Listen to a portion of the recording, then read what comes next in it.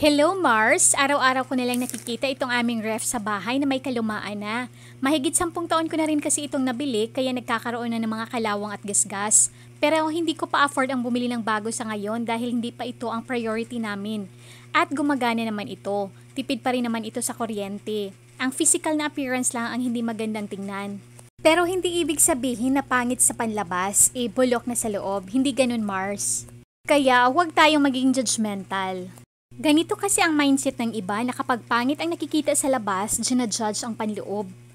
Nako, may hugot yata ako ngayon. May nabili pala ako sa online na wallpaper for kitchen table or cabinet. So ang purpose ko talaga is gamitin ito para sa aming misa pero medyo mahaba kasi ito at alam kong sobra-sobra naman ito sa aming dining table. Kaya naisipan kong i-makeover itong aming ref.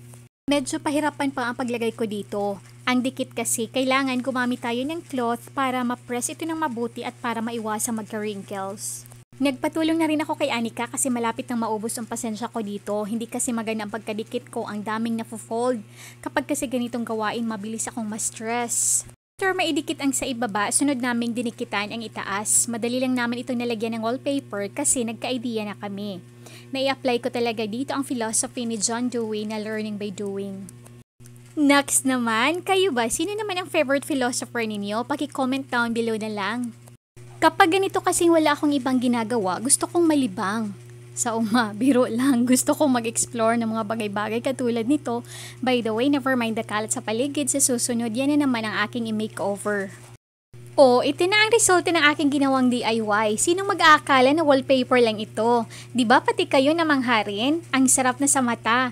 Parang bumili ulit ako ng bago. By the way, kung gusto nyo rin mag-makeover ng inyong ref or mga anik-anik sa bahay, ilagay ko na lang ang link sa comment section. After ko i-makeover ang aming ref, sunod ko namang pinaganday ang aming dining table. Sabi ko kasi sa inyo, mahaba itong nabili kong wallpaper. Pwede ko pang ilagyan ang study table ni Nathaniel. Tatapusin ko lang itong paglagay ng wallpaper tapos babalikan ko kayo.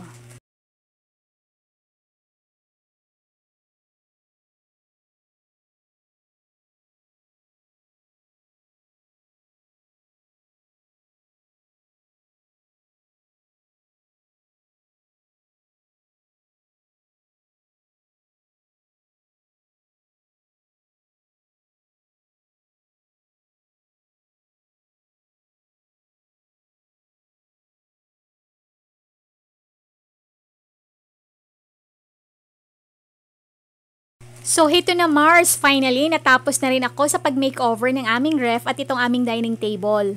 Ang ganda rin kapag nilagay sa mesa, ang kagandahan kasi sa wallpaper na ito ay waterproof, kaya hindi tayo mangamba kahit matapunan ng tubig. Plus, ang dali pa nitong linisin. Thank you for watching! See you on my next vlog!